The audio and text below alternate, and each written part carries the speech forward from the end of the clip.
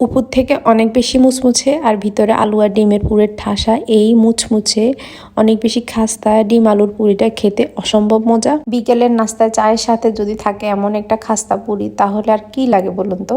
আসসালামু আলাইকুম, সবাই কেমন আছেন? ভিডিওটা যদি ভালো লাগে লাইক কমেন্ট শেয়ারের পাশাপাশি পেজটাকে একটা ফলো দিয়ে পাশে থাকবেন। এখন ডিম আলু পুরিটা বানানোর জন্য প্রথমে ডোটা তৈরি করে নিব।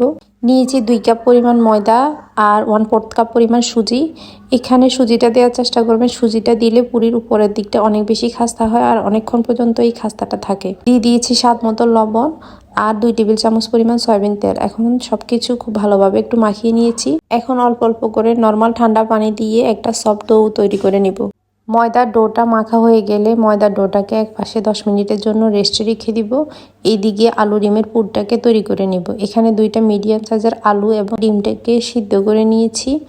এখন ডিম আর আলু দুইটাকে গ্রেটারে খুব ভালোভাবে গ্রেট করে নিব। এভাবে গ্রেট করে নিলে আর কোনো রকমের দানাদার অংশ থাকে না। এখন আলুটা মাখানোর জন্য নিচ্ছি পেঁয়াজ বেরেস্তা, কাঁচামরিচ, চিলি ফ্লেক্স, হাফ চা চামচ গরম মশলা গুঁড়া, হাফ চা চামচ চাট মশলা, স্বাদ মতো লবণ, ধনিয়া পাতা।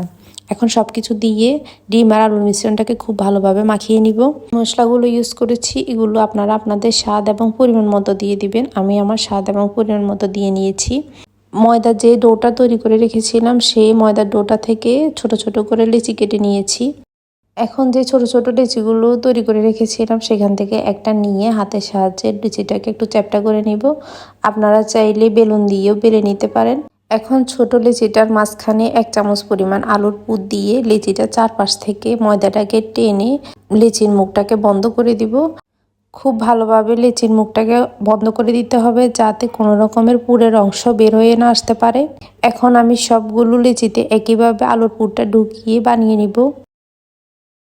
সবগুলো লিচিতে আলুর পুর ঢুকানো হয়ে গেলে এখন পিঁড়িতে খুব ভালোভাবে তেল মাখিয়ে নিয়েছি একটা পুর ঢুকানো লিচি।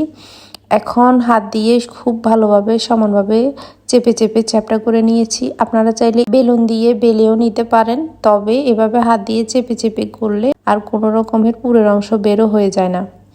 এখন তেলটাকে হালকা মিডিয়াম আছে গরম করে নিয়েছি, দিয়ে দিয়েছি 2টা পুরি দিয়ে একটু সময় নিয়ে চুলার আঁচটা মিডিয়াম টু লোতে রেখে 2 পাশ খুব ভালোভাবে লাল করে ভেজে নেব। একটু সময় নিয়ে ভাজলে পুরিগুলো উপর থেকে অনেক বেশি খাস্তা হয় আর এই পুরিটা অনেকক্ষণ পর্যন্ত এরকম খাস্তাই থাকে। এই তো পুরিগুলো ভাজা হয়ে গেলে উঠিয়ে নিয়েছি সবগুলো তেল ঝরিয়ে। এই পুরিটা খেতে কিন্তু অনেক বেশি মজাদার হয়। একবার হলো বাসায় এভাবে ট্রাই করে দেখবেন।